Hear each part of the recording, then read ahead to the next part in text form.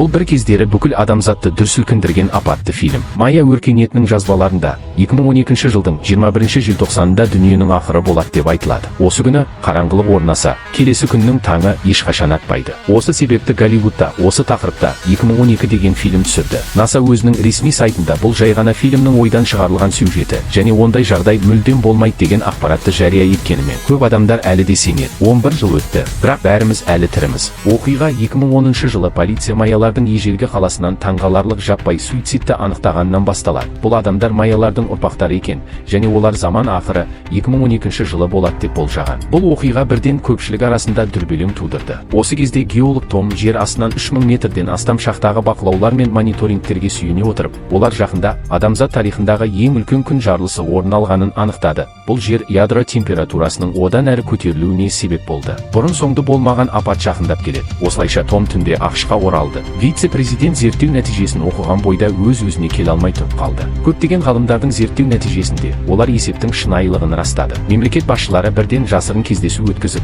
ақш президенті бірден мәселеге кірісті. Адамзатқа қалған уақыт өте аз. Осылай барлық мемлекеттер бірігіп жасырын жоба жасады. Жоба атауы Нұхтың кемесі. Кемені салудың маңызды міндеті Қытайға берілді. Өйткені апат болған кезде жер тақталарының қозғалысы цунамиді тудыратыны сөзсіз. Сол кезде Эверест тауындай биіктік қана адамдарға көбірек уақыт ұтып бере алады. Көзді ашып жұмғанша 2012 жылы келді. Дүние жүзінде жер сілкінісі жиіленіп, жерде себепсіз жарықтар пайда болып, болжам ақырындап шындыққа айнала бастағандай болды. Бұл күні басты кейіпкер Майк екі баласын ойнату үшін Йеллоустоун паркіне апарды. Бірақ саябақтағы көл жоғалып, оның орнын жер бетіндегі жануарлардың өлекселері басқан. Кешке екі бала ұйықтап қалған соң Майк жақын маңда қияметке сенетін Чарлиді кездестіреді. Чарли Майкқа Майя болжаған ақырзаман міндетті түрде болатынына нық сенетінін және жоғарғы шенеуніктердің жасырын кеме салғанын айтты. Бірақ кемеге отыруға билет керек деді. Бұны естіген ол Чарлиді неге билетті алмадың деп мазақ етті. Алайда Чарли билеттің құны 1 миллиард евро екенін, бұл сөзбен біз сияқты қарапайым адамдардың қолы жетпейтінін айтты. Сәл қуып кеткен Чарлиге қарап, Майк бұл бос сөзге мүлде сенбеді. Келесі күні Майктың бұрынғы әйелі мен оның жігіті супермаркетте тұрғанда кенет жерден жарықтар пайда болды.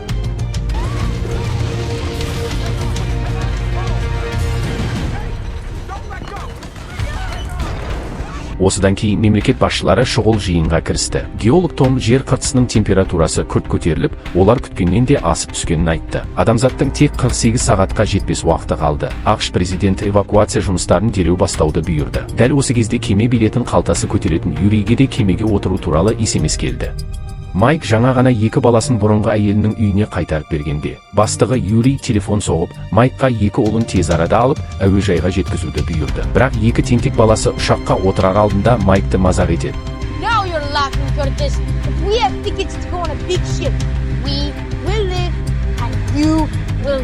Бұл Майкқа кеше түндегі Чарлидің айтқанын есіне түсірді. Ол бұл туралы ойланбай тұрып, кенет жер қатты шайқалып, жарықтар пайда болды. Майк енді ғана бірдеңе дұрыс емес екенін сезді. Ол бірден ұшақ клубына келіп, өзінің сағатымен ұшақ пен ұшқышты жалға алды. Содан кейін бұрынғы әйелінің үйіне қарай барды. Бұл кезде теледидардан халықты тыныштандыру туралы жаңалықтар қойылып жатқан. Бірақ келесі секундта жер қатты шайқала бастады. Олар асығыс үстелдің астына тығылып еді, Майк дәл уақытында келді. Әйелі мұны кәдімгі жер сілкінісі деп ойлаған. Майк қатты айқайлаған сәтте ғана бөлмедегілер үйден қаша бастады. Олар үйден қашып шыққан бойда қатты діріл әп сәтте бүкіл үйді қиратады. Майк газды аяғына дейін басып, бар күшімен ақырзаманнан құтылу жолын бастады.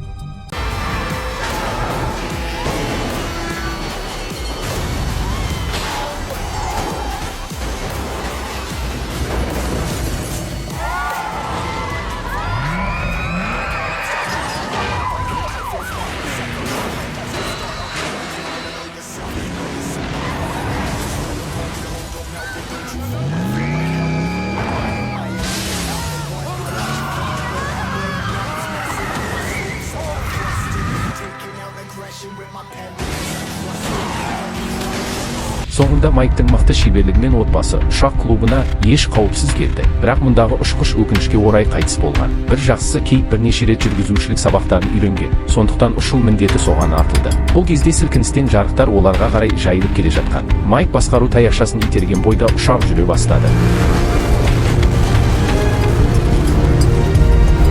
Бүкіл Калифорния Атлант мұхитына ақырын батып келе жатыр. Балалар бұл көріністі көріп, жүректерін қорқыныш биледі. Майктың айтуынша, бүкіл әлем аяқталуға жақын. Егер олар бұл ақырзаманнан құтылғысы келсе, Чарлиді табу керек. Өйткені ода кеменің қайда екенін білетін ресми карта бар. Көп ұзамай отбасы саябаққа келді. Майк асығыс қызын ертіп Чарлидің көлігін тауып алды, бірақ ол көлікте жоқ екен. Бұл уақытта Чарли саябақтың ең биік нүктесінде өзінің соңғы тікелей эфирін өткізіп жатқан. Майк келісімен Чарлидің жағасынан ұстап, картаның қайда екенін сұрады. Ойламағаны, карта машинада екен. Кенет сансыз құстар ұшып бастады.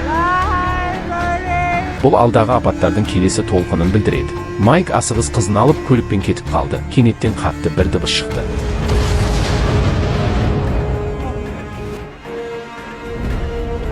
I have goosebumps, people.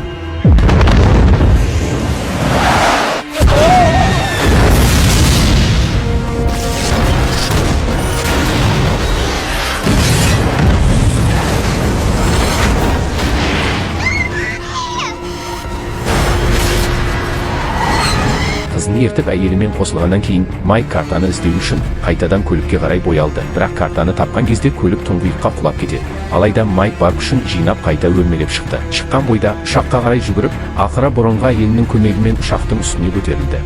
Бірақ Майк картаны ашқанда кеме орналасқан жер Қытайда екенін көреді. Бұл кезде Нью-Йорк әлі қираған жоқ. Президент ақыры халықпен бірге қалуды таңдады. Содан кейін елге шындықты айту үшін тікелей эфирді қосты. Ол сөзін аяқтамай жатып, кенеттен апат басталды. Дәл осы уақытта Майктың отбасы әуежайдың фойесінде теледидардан жоғалып бара жатқан көріністі көріп отырған. Барлығы кенеттен есінен танып, үрей әп-сәтте бүкіл әуежайға тарады. Осы сәтте Майк өзінің бастығы Юрийді көріп қалады. Ол Юрийдің жеке ұшағы бар екенін біледі, бірақ олар көмекші ұшқыш таппай тұрған. Ал ұшақты жүргізіп көрген Кейт осы орынға барып еді. Барлығы дайын болғаннан кейін олар аман-есен ұшып бастады. Ал баратын жері Қытайдың Тибеті болды. Бірақ олар Гавайиге келгенде бұл жердің де қирағанын көреді. Ұшақта оңтүстік Қытай теңізіне ұшуға ғана жеткілікті отын бар. Сондықтан жалғыз жол ұшақты теңізге қондыру. Қауіпсіздік мақсатында олар балаларға қорғаныс киімдерін кигізді. Алайда оңтүстік Қытай теңізінің үстіндегі аспанға келгеннен кейін бәрі теңіздің енді теңіз емес, оның орнына қарлы тауларға айналғанын байқайды. Ұшақ мұздыққа апатты қонуды ғана жасай алады. Бұл теңізге шұғыл қонудан да қиынырақ,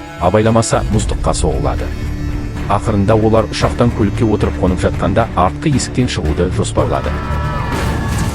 Соңында аман-есен қонды, бірақ ұшақ құлаған кезде ұшқышта бірге құлады. Осы кезде аспанда кенеттен бірнеше тікұшақ жер бетіндегі жануарларды тасымалдап өтіп бара жатты. Көп ұзамай ұшақтағы сарбаздар оларды байқап қалады. Олар құтқарылдық деп ойлады, бірақ бірге кету үшін билет керек екен. Олардың ішінде тек Юрийдің 3 билеті ғана бар, өзімен 2 баласының еді. Ол тіпті әйелін аяусыз тастап кетті. Ал қалғандары оның кетіп бара жатқанын көруге мәжбүр болды. Майктың отбасы әрі қарай жүруді таңдады.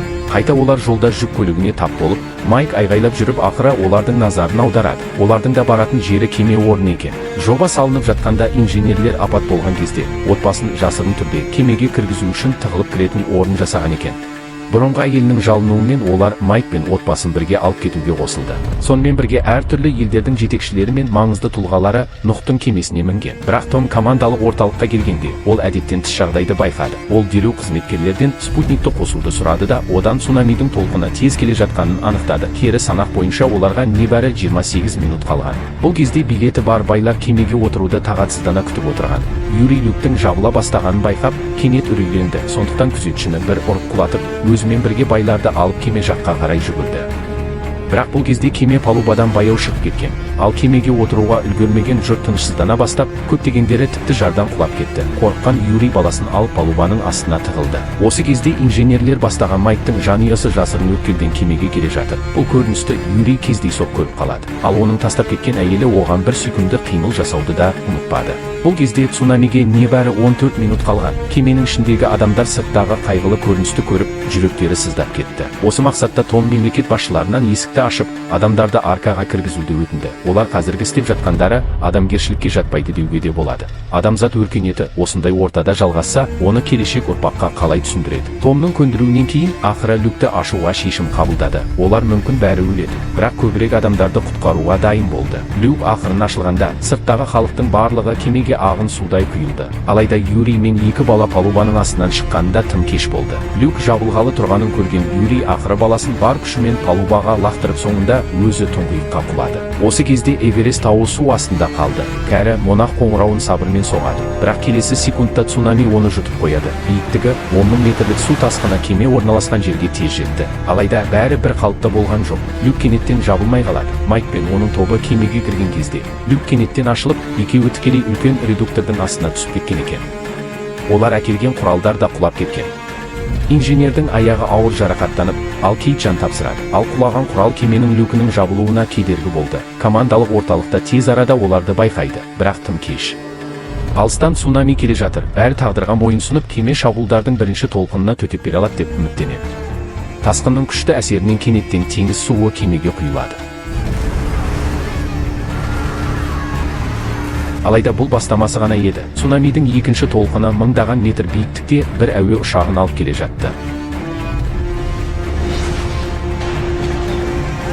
Қайта кеме берік екен, бірақ кемені су толқыны ағызып кеткен. Сонымен қатар кемеге теңіз суының көп мөлшері құйылған. Люктің істен шығуына байланысты кеменің де қозғалтқышы іске қосылмайды. Ал Эверест тауы алдыда. Егер ол уақытында іске қосылмай, кеме кері кетіп қалса, бүкіл кеме қарлы тауға соғылып, бәрі өледі. Осы кезде Том Майкты тауып алып, егер қысылып қалған құралдар шығарылмаса, ондаған мың адамның тағдырына әсер ететін өлім үкімі күтіп тұрғанын айтты.